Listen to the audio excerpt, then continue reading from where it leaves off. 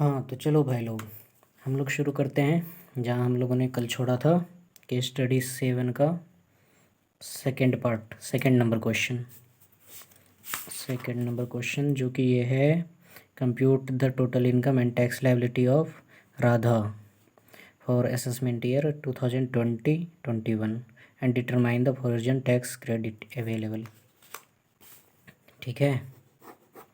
हाँ, एक बात और, जिसने भी पहला पार्ट अगर नहीं देखा हो तो ये सेकंड पार्ट देखने के पहले पहले पहला पार्ट देख लें, क्योंकि उनको समझ में नहीं आएगा फिर ये second part.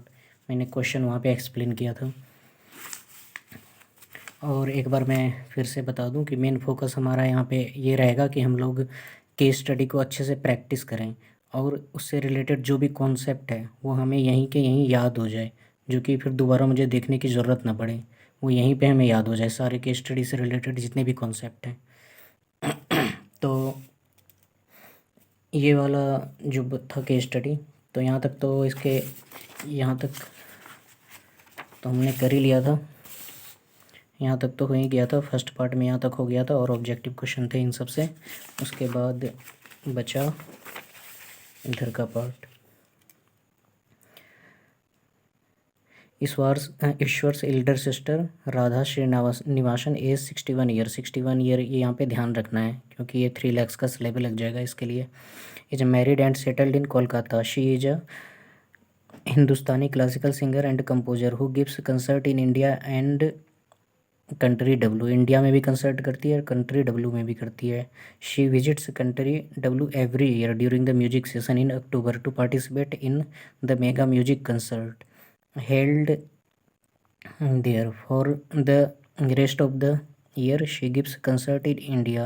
She earns 10 lakhs from the concert held in India and 10,145 CWD from concert held in country W. तो यहाँ पे आपको तुरंत पिक्चर बनते जाना चाहिए, क्वेश्चन पढ़ते पढ़ते पढ़ते ही आपके दिमाग में पिक्चर बनते जाना चाहिए आंसर्स का। तो ये तो 10 लाख इंडिया में हो गया और ये इंडिया के बाहर हो गया। ठीक है। Tax deducted in country W in October में टैक्स डिडक्ट हुआ है। In respect of income earned इतना। ठीक है। शी अर्न्स इनकम इतना by way of in respect of musical composition in country U. ठीक है। Royalty paid to her every year 25 March. अच्छा, रॉयल्टी जो पे होता है वो 25 मार्च को होता है, जिस पे 10% टैक्स भी डिडक्ट हो जाता है। Bye way of royalty run करती है। ठीक है। In India she has interest income of 4 lakh from bank fix deposit in her name and 25,000 saving account. ठीक है। She page medical insurance premium 27,000। अच्छा, ensure her health and 30,000 ensure health of husband 64 year. अच्छा, senior citizen है तो maximum 50,000 allow होगा। ये सब तो अब ध्यान में होना चाहिए। 80C तो बिल्कुल रटा हुआ होना चाहिए, TD 80C। She deposited 1,50,000 in public provident fund and 3 lakhs in 5 years fixed deposit in the name of her son. अच्छा, PPF का तो अलाउ हो जाएगा सन के केस में, इन केस ऑफ डिपेंडेंट और इंडिपेंडेंट कुछ भी हो, लेकिन ये 3 lakhs 5 years fix deposit plan son को अलाउ नहीं होगा। द कन्वर्जन रेट ये दिया हुआ है। ठीक है। और मैंने कल आपको एक कॉन्सेप्ट पहले मैं एक्सप्लेन कर देता हूँ। जब क्वेश्चन केस स्टडी करने का मज़ा तभी आएगा जब हमें कॉन्सेप्ट उससे रिलेटेड सारे ऑलरेडी पता हों, बहुत अच्छे से पता हों।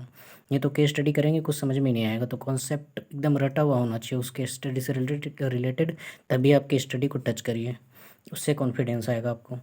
तो चलिए, हम आपको एक कॉन्सेप्ट कल मैंने कन्वर्जन रेट वाला बताया था, रूल 115 का, बस फिर से मैं याद करवा देता हूँ आपको। यहाँ पे हमारा एम रहेगा कि वो याद हो जाए उससे रिलेटेड कॉन्सेप्ट। कन्वर्जन रेट हम क्या लेंगे? अगर हमें हाउस प्रॉपर्टी से इनकम आता है इंडिया के बाहर, या PGBP से आता है, और interest other than interest on securities से आता है, तो last day of the previous year मतलब 31 मार्च का लेंगे। और उसके अलावा जितने भी होंगे वो सब में क्या लेंगे? Last day of the month preceding the month, मतलब जिस मंथ में हमें मिलता है उसके last day of the month का लेंगे प्रीसीडिंग द मंथ। जैसे कि अक्टूबर में 25 अक्टूबर को मिलता है, तो हम सितंबर का लास्ट डे का लेंगे, जो कि कन्वर्जन रेट जो भी रहेगा। ठीक है। तो last day of the previous year, यहाँ पे 3 ही केस है तो हम ये वाला याद कर लेते हैं। हाउस प्रॉपर्टी पीजीबीपी, और पीजीबीपी अदर देन पीजीबीपी अगर शिप करेगा तो उसमें ये वाला कॉन्सेप्ट आ जाएगा, last day of the month वाला। अदर पीजीबीपी में आएगा last day of the previous year. House property PGBP interest other than interest on security, इसमें क्या होगा, last day of the previous year. इसको 5 बार मेरे साथ बोलिए। House property PGBP interest other than interest on security, house property PGBP interest other than interest on security, house property PGBP interest other than interest on security, house property PGBP interest other than interest on security, house property PGBP interest other than interest on securities। ये सब में क्या लेंगे, last day of the financial year का conversion rate लेंगे। अगर अभी भी याद नहीं हुआ है तो वीडियो को पॉज करिए और इसको याद कर लीजिए। House property PGBP interest other than interest on security, और टीडीएस वगैरह जो भी डिडक्ट हुआ है वो last day of the month लेंगे, प्रीवियस प्रीसीडिंग मंथ लेंगे। ठीक है, बस ये 3 केस में last day of the previous year. ये तो हो गया एक कॉन्सेप्ट, ये बेहद ही इंपॉर्टेंट है, इससे ऑब्जेक्टिव भी पूछा जाता है। हमारे एग्ज़ाम में तो पूछा गया था 2 नंबर का ऑब्जेक्टिव इससे, तो आप इसको बिल्कुल ही याद कर लीजिए। ये तो हो गया एक कॉन्सेप्ट। अब हम लोग यहाँ पे केस स्टडी की प्रैक्टिस कर लेंगे। अब देखिए केस स्टडी तो बिल्कुल एकदम हलवा के थ्रू हो जाएगा, कोई प्रॉब्लम ही नहीं होगा केस स्टडी करने में।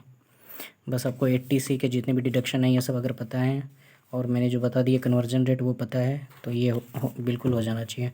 और दूसरा कॉन्सेप्ट मुझे ये एक्सप्लेन करना था, ये बताना था कि यहाँ पे जो स्टूडेंट करते क्या हैं, मेन प्रॉब्लम क्या होता है, या ये इस कॉन्सेप्ट को मैं आपको आगे बताता हूँ, जब हम क्रेडिट निकालेंगे उस समय बताता हूँ। पहले तो हम लोग सॉल्व करते हैं इसे।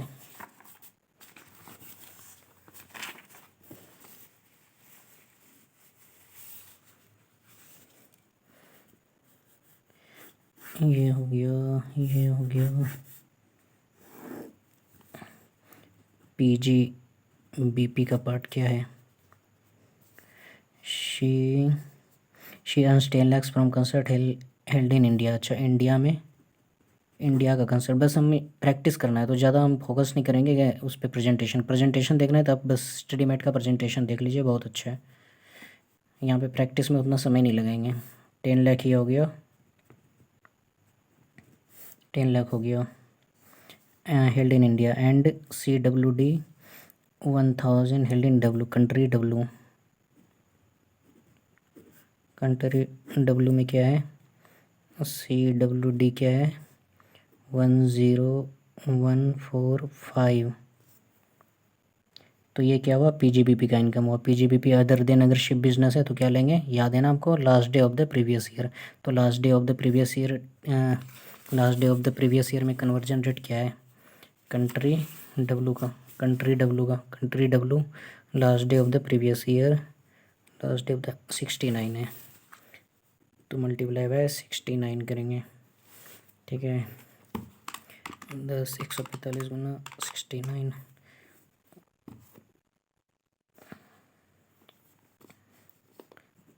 7,05,000 रुपीज़। ठीक है, और क्या रन क्या है,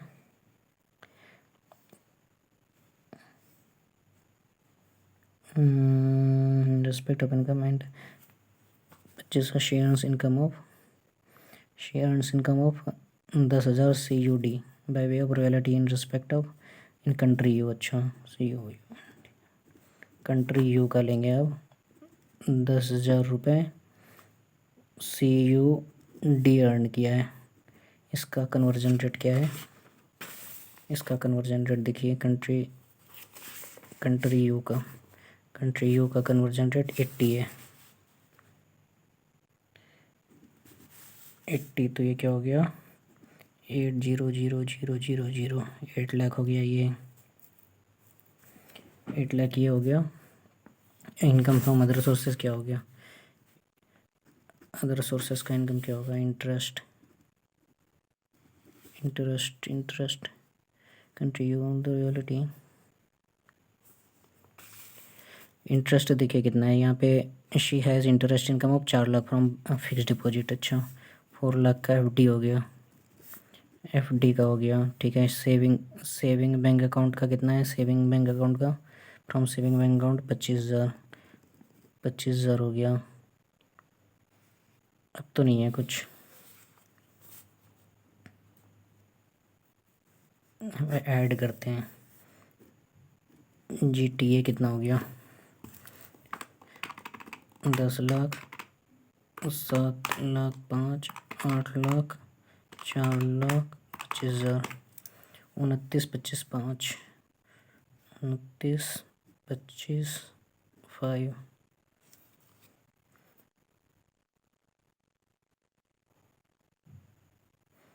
ठीक है, अब लेस करेंगे, डिडक्शन होगा, डिडक्शन। ठीक है, 80C का करते हैं पहले। 80C में क्या डिडक्शन है, रॉयल्टी, इंटरेस्ट, शिपेज, मेडिकल इंश्योरेंस इतना, और 80C का ये वाला मिल जाएगा इसको, 1,50,000 का PPF वाला, PPF वाला मिल गया 1,50,000। और 80D का 50,000 मैक्सिमम मिल जाएगा।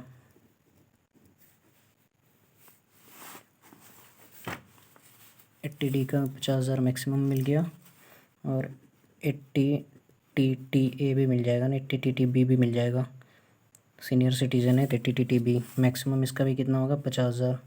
80TTB में फिक्स डिपॉजिट पे 4 लाख का है तो मैक्सिमम कितना ले सकते हैं, 50,000 का। अब टोटल कितना हो गया इनकम, टोटल इनकम हो गया 1,50,000, 1 लाख, 26,75,005, 26,75,005 राउंड अप करके ले लेंगे, 26,75। ये हो गया। टैक्स क्या हो जाएगा, टैक्स प्लस EC निकाल लेते हैं डायरेक्ट, लेस 5 हो गया। इसमें से 10,000 लेस कर लेते हैं, इसका 30%, ये हो गया, मेमोरी में डाल लिया। 10,000 पे कितना टैक्स आएगा, 5 लाख पे तो 20%, बाकी 2 लाख पे कितना है, 2 लाख पे 5%, 10,000 का 10,000 ये हो गया, 10,000 ये हो गया, ये हो गया, ये 6,12,500 प्लस 4%, 6,37,000, 6,37,003 आएगा, 6,37 यहाँ पे राउंड ऑफ करना है, राउंड ऑफ में 10 आएगा, 0,03। टैक्स रेट क्या हो गया, टैक्स रेट इन इंडिया क्या हो जाएगा, डिवाइडेड बाय 26,75,005,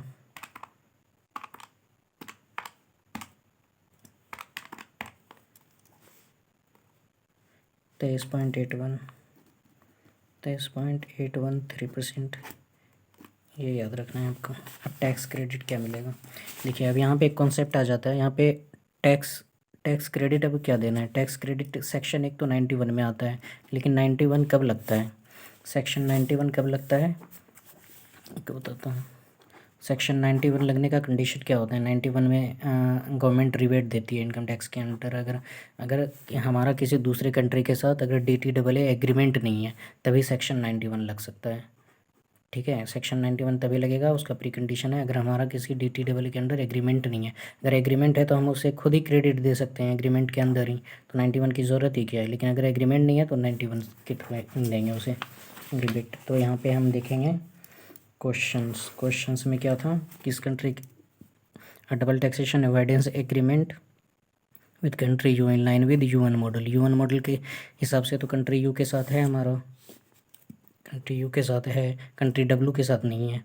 कंट्री W के साथ हमारा कोई एग्रीमेंट नहीं है कंट्री W के साथ, तो W के साथ 91 सेक्शन लगाएंगे और इसके साथ क्रेडिट मेथड लगाएंगे। तो यहीं पे देख लेते हैं, यहाँ पे कितना आ गया, टैक्स आ गया 6,37,003। इंडिया का टैक्स रेट क्या है, 23.813। तो अब हम लोग गलती क्या करते हैं, अब देखिए जैसे कि हम निकालते हैं यहाँ पे किसका निकालें, पहले हम निकालते हैं कंट्री यू का क्रेडिट क्या आएगा, क्रेडिट लेस करते हैं क्रेडिट कंट्री यू का। तो कंट्री यू में स्टूडेंट अब गलती क्या करेंगे, देखिए कंट्री यू में क्या करेंगे गलती, हम लोग गलती पहले देखेंगे कि वो आपको समझ, दोबारा फिर आप करें ना गलती, तो गलती करेंगे क्या वो पता होना चाहिए। शेयर्स इनकम इतना 10,000 bye way of royalty in respect of copyright इतना कंट्री यू, ठीक है। 10,000 CWD, 10,000 CWD उन्होंने अर्न किया, और टैक्स कितना पे किया, रॉयल्टी 10%, 10%। अच्छा, yo the royalty is paid to her every year 25th। अच्छा,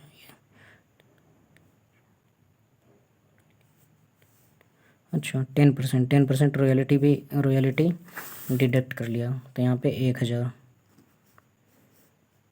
1,000 डिडक्ट कर लिया। टैक्स रेट क्या आ गया, टैक्स रेट 1,000 डिवाइडेड बाय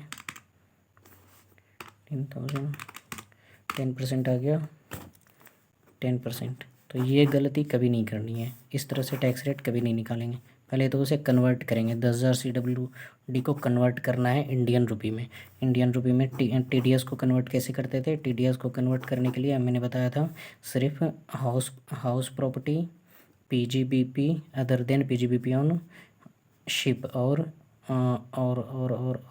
एक था interest other than interest on security इन house property PGBP, interest other than interest on security. इन तीनों के केस में था last day of the previous year, इन सब के अलावा क्या था, last day of the month preceding the month. तो TDS क्या है, इसमें नहीं आ रहा है, तो क्या होगा, last day of the month preceding the month. तो TDS यहाँ पे कितना है, TDS यहाँ पे हो गया 1,000। अब last day of the month preceding the month को क्या है इसका,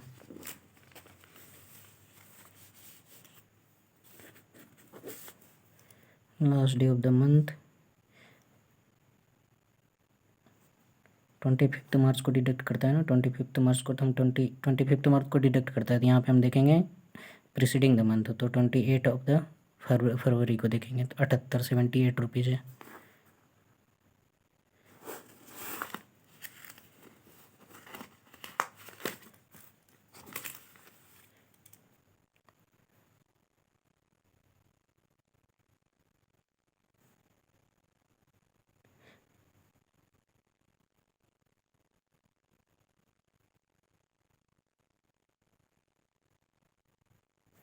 ये CUD है, CUD है ना, CUD, हाँ CUD 78 रुपीज़, 78 हो जाएगा कितना, 78,000,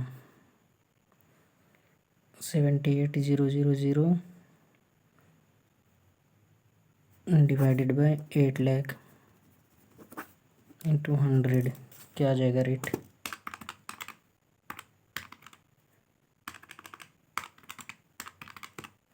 9.75, ये है।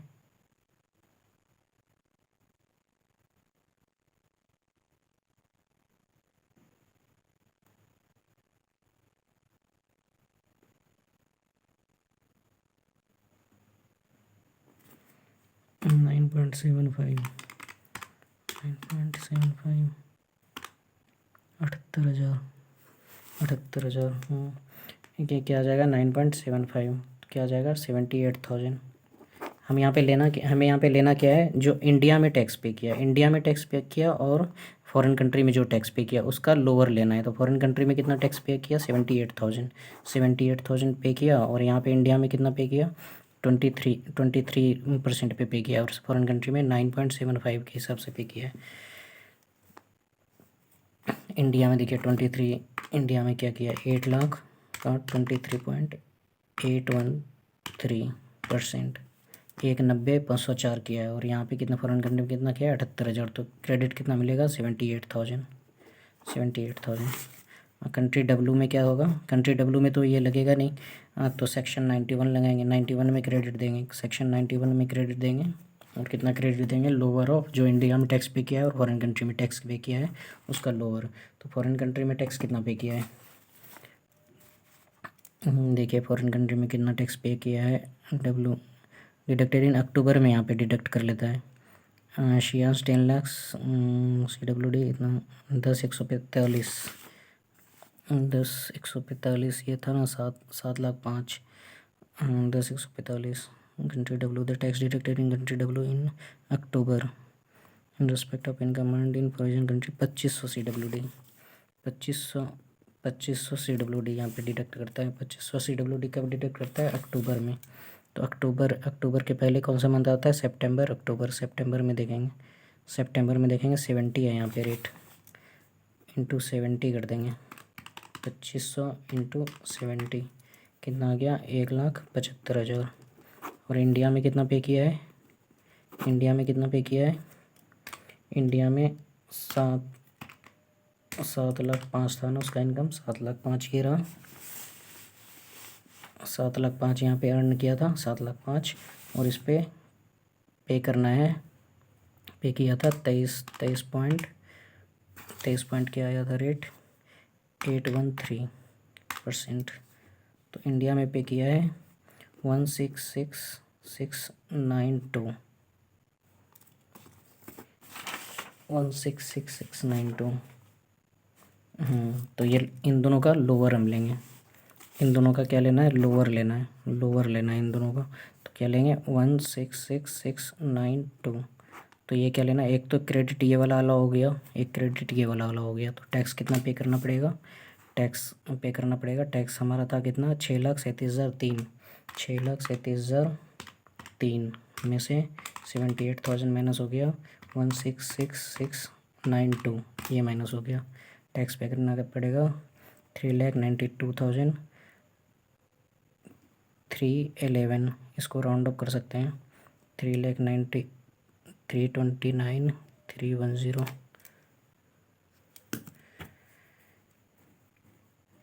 3,92,000, 3,92,000, 3,92,000 ये ना, 3,92,311, 3,92,310 ये टैक्स पे करना पड़ेगा फाइनल। तो फाइनल आंसर ये हो गया।